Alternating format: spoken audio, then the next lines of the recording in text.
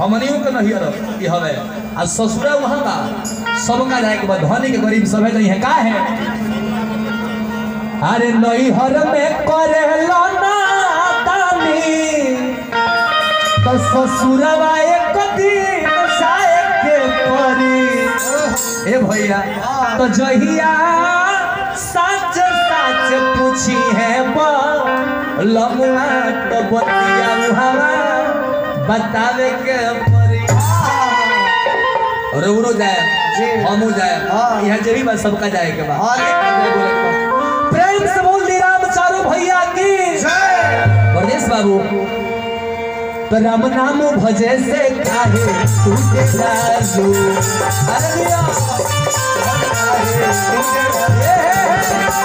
जैसे काटे धारे लायो सही बाबू चालू नई हर में करे लूना दानी ससुरवा एक दिन जाए के परी तो जहिया से दिया तो पीती है लमुआ तो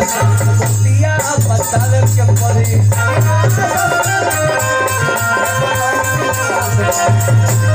तो जहिया सच सच पूछी है लमुआ तो दिया बतावे के परी हो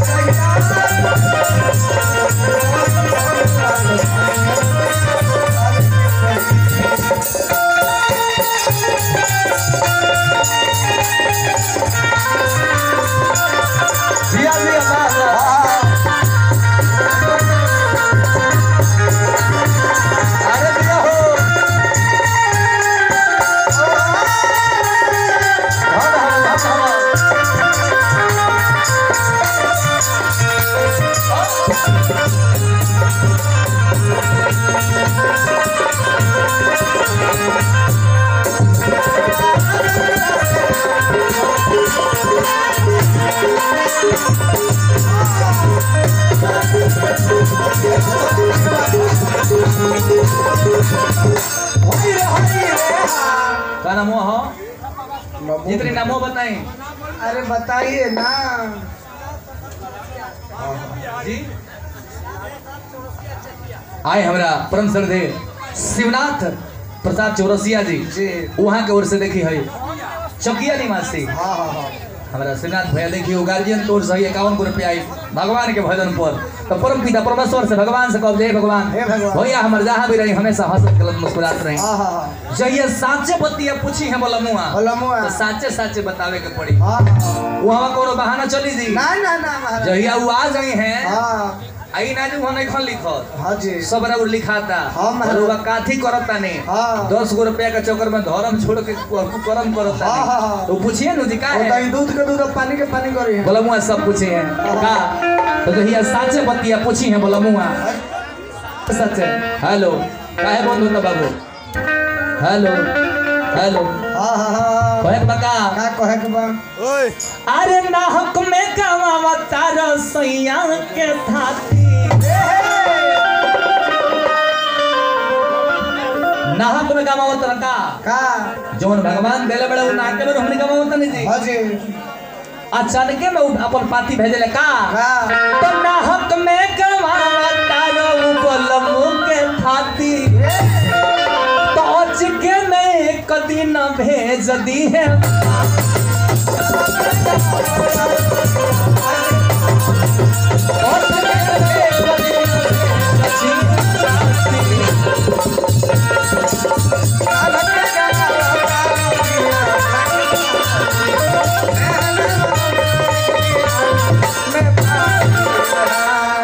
नाहक में गवावा तारा बलमु के थाती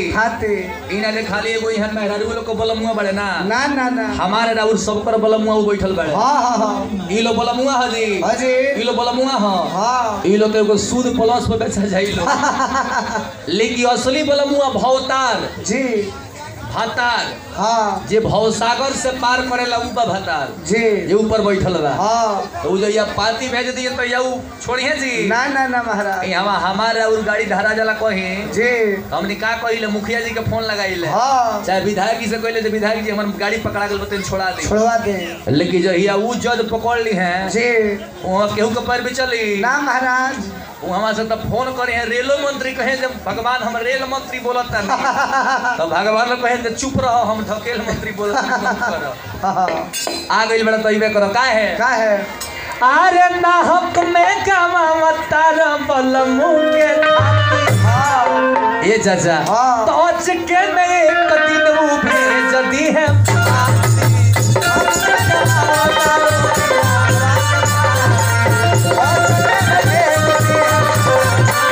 ये चंदन बाबू हाँ अरे ओह दिन छुट्टी सब कर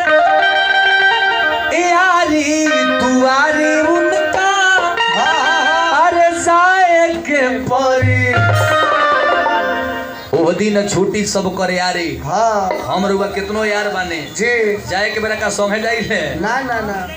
भाई मैं एक बार सादा रुआ कदल बनी साफा सादा हो गई। अच्छा ठीक बा हे महाराज हाँ हम रुआ कितनो दोस्त बानी करीबी बानी हाँ लेकिन ये जाए के बेरा संगे क्यों जाला ना ना ना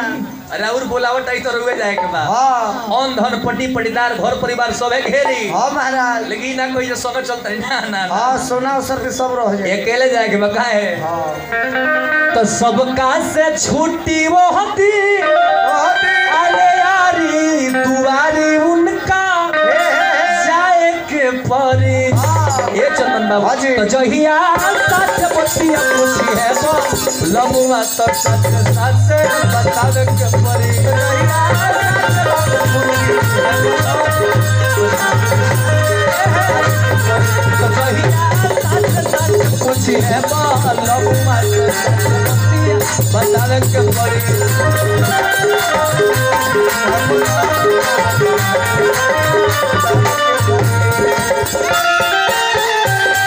अरे दिया बाबू बाबा दिया दिया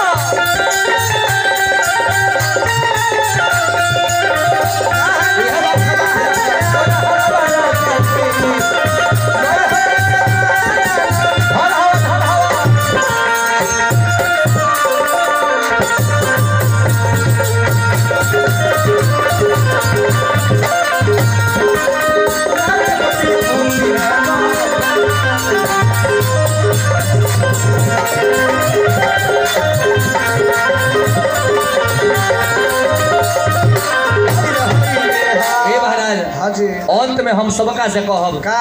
जे भले अंत हम लोग कमा नहीं ठीक बा कमाई जरूरी बा हाँ लेकिन समय निकाल मन जाने कर माने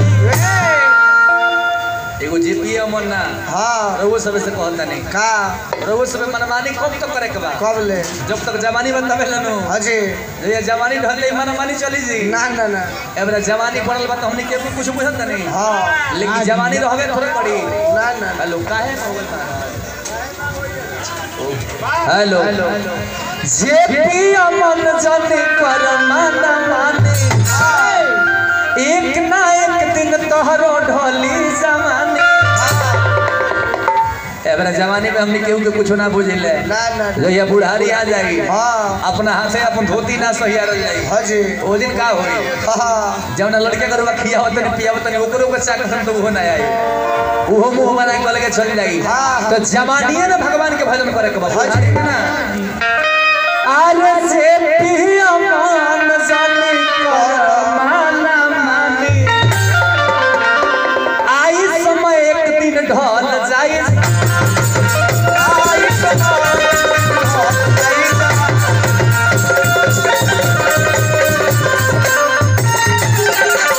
ए महाराज हाजी तो राम नाम भजल तुझू बानी अरे कहानी एक दिन बतावे के पड़ी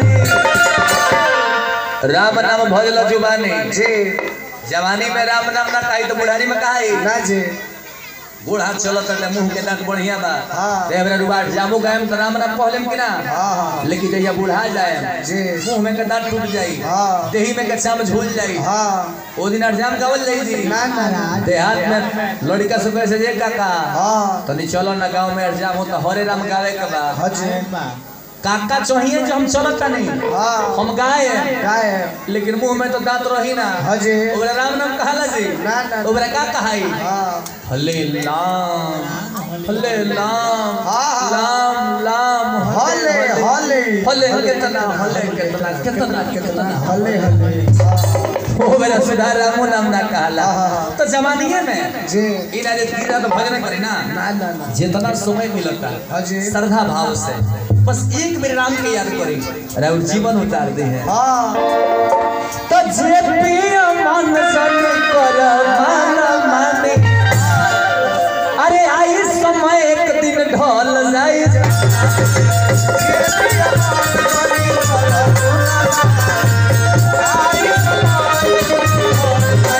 ए बबुआ ए अरे राम नाम भजल तुझू पानी कहानी अरे बताने के पाए ए ठाकुर जी तो जहिया साथ बतिया पूछी है लमुआ सच देखावे में चलो जहिया साथ पूछी